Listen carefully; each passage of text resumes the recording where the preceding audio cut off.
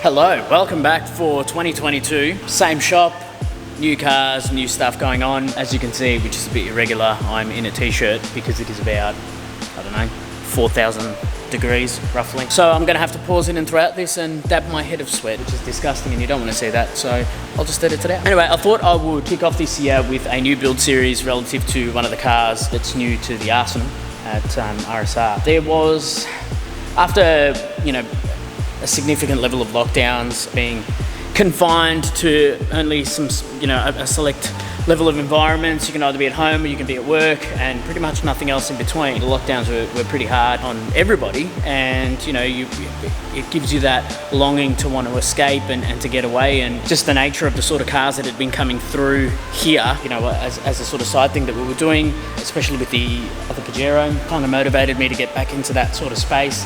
And I said it in those videos, I said, I don't want to get involved in this world again because it's going to be a slippery slope. And that's exactly what happened. So it became a slippery slope, and fortunately there was a need for me to change up the situation with our family daily. What better opportunity to, move into something different than an upgrade for a car. So I present today the brand new Mitsubishi Triton L200, I think it's known in other markets, but known as the Mitsubishi Triton in our markets here. So this was a pretty fortunate situation for me. I was able to secure this car pretty quickly. With the way things are right now with COVID and all that sort of stuff, it's really, really crazy trying to get cars. I actually was interested in just sussing it out and taking one for a drive because, we were kind of looking for a lifestyle change as well, to move into something more like off-road touring sort of stuff. I've never really been a fan of caravans or doing that sort of stuff, or staying in hotels and stuff. I've kind of always been inclined to want to go, get into the great outdoors, and being in Australia where we are, it's probably the best place in the world for it. You can fight me about that in the comments if you want to, but we've just got so much good stuff in our own backyard that it's crazy to go spending big dollars and going to Europe. Been there, done that. I've gone to Europe and done all the crazy stuff in Europe too, and it's obviously in its own merit unbelievable, and you can't really compare it, nor should you. It's just a different type of experience. Yeah, I wanted to go more into that sort of space of touring, and so this is where the idea of the car was born. So I went to just literally drive one. What had actually happened, there's no cars around, so there's a delay anywhere between 8 to 12 months to get pretty much anything.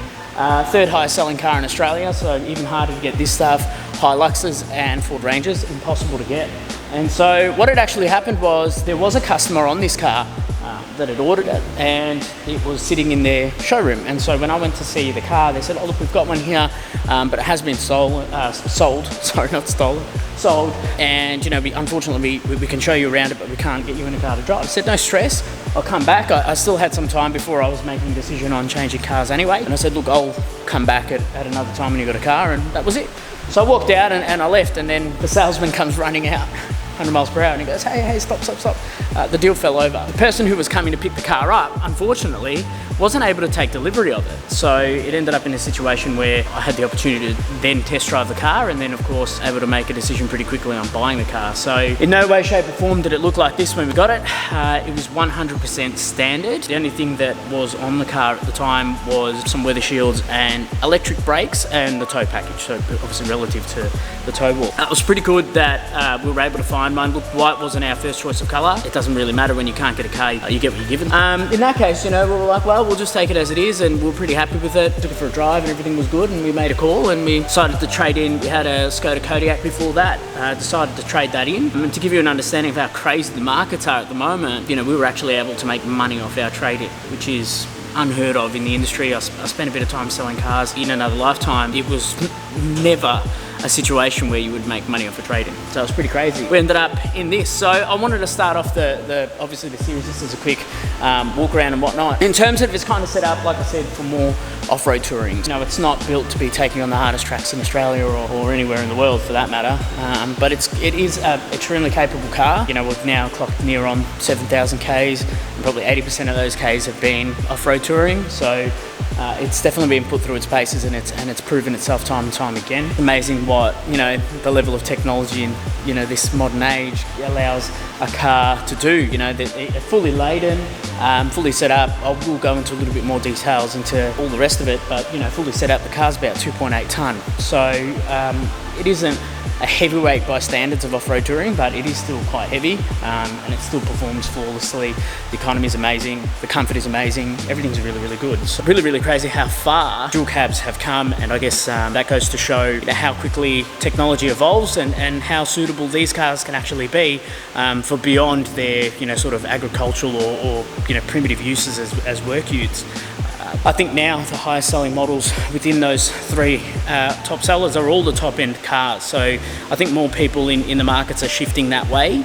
We're starting to see a lot of content creators in the cars kind of doing this sort of stuff as well. And it isn't by design or it is by chance that that this is now part of it. But I think a lot of people are starting to go that way where I suppose when people have been locked up for so long, they want an outlet, and there's nothing better than this for exactly that. It gives you the capacity to disconnect entirely from everything, whether you're running businesses or, you're working full time or whatever it is, life has a tendency to create quite a bit of stress, regardless of how much you enjoy. I love what I do here. This is like, RSR Works is a dream, and even still there's a lot of stress that's involved in that as well. In saying that, it's good to have an outlet that lets you do and get away and disconnect and everything, so really good. It has been fully set up in my opinion. I mean, it's not the most extreme opinion, but there's just not a lot of stock stuff left, including I think probably just the wing mirrors and the side steps are probably the only bits and pieces that are standard at this point. So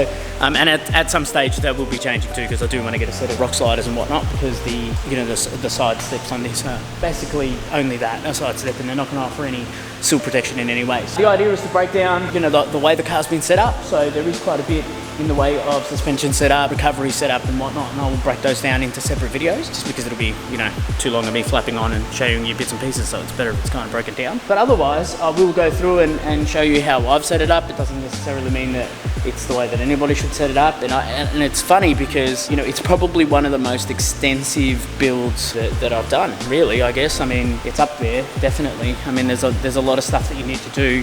There's a lot of small stuff too that adds to that sort of comfort, I suppose, and functionality when you're off-road touring. I'll go through all of that episode for episode, but I thought I'd give you a quick rundown and show you some shots of the car as it goes. If you guys have any questions about anything, obviously you can just drop a comment below and we'll get to it straight away. But here it is, and I'm sure that you guys will see more content on this. We will have some more content relative to some of the other stuff. So there has been, well, I was about to point out, it's not even here, it's outside, but the BMW 525e, there is some developments relative to that car, and the Pajero as well. So there's a couple of things that we need to catch up on relative to that. It's been a crazy year. The start of the month kind of didn't allow us to get back into it as quick as we'd like. We had a couple of isolations that we needed to do, and a couple of events, a couple of things that have kind of gotten in the way of us getting kick-started. So we're going, I suppose we're taking off in February, so it's a bit of a lazy launch for 2022, but here we are. So thanks again for joining me for this video and tuning in, and I'll have some new content out for you guys as soon as possible. Thank you very much for joining.